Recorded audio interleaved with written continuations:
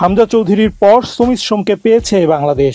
গত 6 মে লাল সবুজের জার্সিতে খেলতে ফিফার অনুমোদন পেয়েছেন কানাডায় জন্ম ও বেড়ে ওঠা এই বাংলাদেশি ফুটবলার।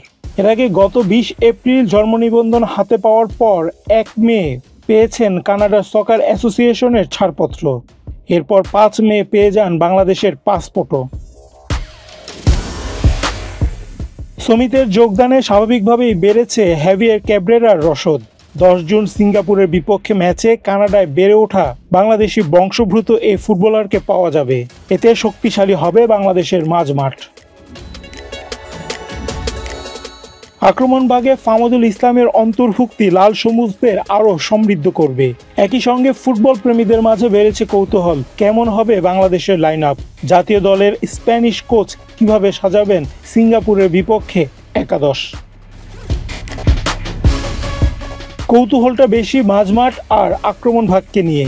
হামজা চৌধুরী আসার পর এ পজিশনে মোহাম্মদ হৃদয়, সোহেল রানা সিনিয়র, সোহেল রানা জুনিয়রদের পাশে কখনো চন্দন রায়কে খেলানো হয়েছে, আবার কখনো খেলেছেন জামাল ভুঁইয়া। সাম্প্রতিক সময়ে জামাল ভুঁইয়ার গেম টাইম কমে গেছে। খুব একটা খেলার সুযোগ না পাওয়া ডেনমার্ক প্রবাসী এ ফুটবলারের সুযোগ আরও কমে আসবে সামিতের যোগদানে, কারণ হামজা চৌধুরীর মতো সমিত সোমও মাঝমাঠের ফুটবলার।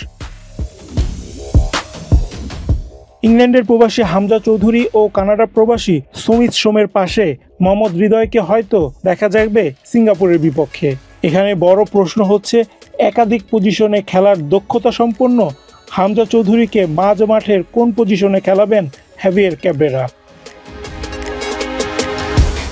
মাঝমাঠের ডিফেন্সিভ কিংবা সেন্ট্রাল দুই পজিশনেই খেলতে পারেন শেফিল্ড ইউনাইটেডের 27 বছর বয়সী এই মিডফিল্ডার। বিভিন্ন ম্যাচে তাকে রাইট ব্যাক হিসেবেও খেলতে দেখা গেছে।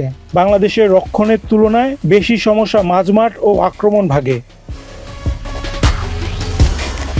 সেই দৃষ্টিকোণ থেকে হামজা চৌধুরীকে হয়তো সেন্ট্রাল মিডফিল্ড হিসেবে খেলাবেন হ্যাভিয়ার ক্যাব্রেরা। সমিত সোমকে সেন্ট্রাল কিংবা অ্যাটাকিং মিডফিল্ড দুই বিভাগেই খেলানো যেতে পারে। মাঝমাঠের দুজনের সৃজনশীলতার সুযোগ কাজে লাগাতে ফাহমুদুল ইসলাম আক্রমণ ভাগে থাকলে দূর হতে পারে বাংলাদেশের গোল স্কোরিংয়ের সমস্যা। সেক্ষেত্রে শেখ মোরসালিং, মুজিবুর রহমান জনি ও শাহরিয়ার ইমনের খেলার সুযোগ অনেকটা কমে আসবে। সাম্প্রতিক সময়ে ঘরোয়া ও আন্তর্জাতিক ফুটবলে আক্রমণ ভাগে রাকিব হোসেন ছিলেন দুরন্ত। বসুন্ধরা কিংসের এ উইঙ্গারের সঙ্গে ফাহমুদুল ইসলামের রসায়ন মিলে গেলে তা হবে বাংলাদেশের জন্য দারুণ বিষয়। রায়হান রাসেল, বাংলাদেশ প্রতিদিন।